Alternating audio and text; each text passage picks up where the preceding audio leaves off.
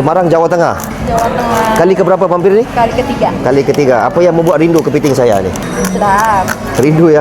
Saya potongkan, nanti saya mau tengok akak makan, boleh ya? Jawa Tengah, kalau ngomongnya ngomong Jawa, betul? Ngomong Jawa. Ngomong Jawa. Solonya. Oh, Solo.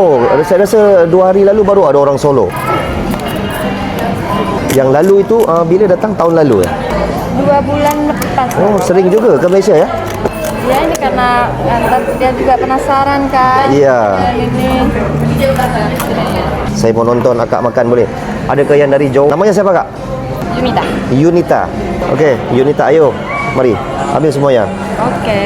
Ini bumbu, ini sambal. Ini sambal. Kita makan ya. Ya, makan ya. Gimana gurihnya? Gurih. Ya, gurih. Nggak ada duanya. Okey kak, boleh ngomong Jawa? Panggil semua orang Jawa mampir kemari. Gimana ngomong Jawanya? Akak pandai? Pandai? Aneh. Ngomong Jawa aja. Memang orang Jawa. Sebab follower saya ini ramai dari Indonesia juga. Ngomong gimana? Alas. Konco-konco Jawa mampir Rene. Jadi kagok lah bang. Mangan apa?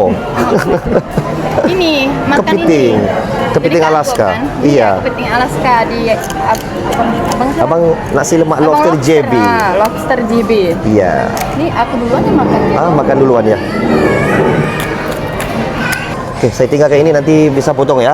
Oke. Baik, terima kasih. Dari Solo ya, Solo ya? Ya, dari Baik, terima kasih. Okay, so wong-wong Jawa yang lain jangan lupa mampir. Kalau mau makan kepiting yang tadi itu 498, sekitar 2 jutaan aja. Katanya ramai di sini yang terjangkau. Samarinda. Okay, ini pengunjung dari Samarinda. Nah, yang itu dari Solo, yang ini dari Kalimantan ya. Gimana Pak makan kepiting saya di sini? Enak-enak Pak. Enak sekali. Enak sekali. Okey, bisa panggil semua warga Kalimantan bisa? Bisa. Ayo warga-warga Ayo Kalimantan. warga Kalimantan, Samarinda. Ya. Makan kepiting. Menyala bangku. Menyala.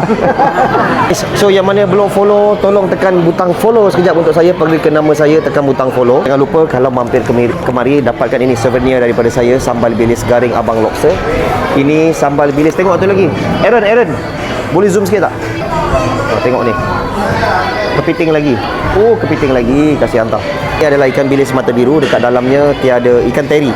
Dalamnya tiada bawang goreng, tiada cili flake, tiada apa semua. So ini kalau nak makan dengan nasi putih, dengan apa saja pun enak. Okey, sambal bilis garing Abang Lobster. Sesiapa nak mencari perabot, dekat Johor Bahru ni ada kilang perabot terbesar di Johor, di Asia, Halim Razak Maju. So dekat sana kalau ada 3,000 boleh penuh satu rumah. Pengantaran boleh dibuat ke Malaysia dan juga Singapura. Seluruh boleh hantar. Okey, so kalau nak cari meja makan, sofa, perabot, bilik tidur, semua ada. Satu rumah boleh dapat. Okey, dan akhir sekali, tolong komen salah ke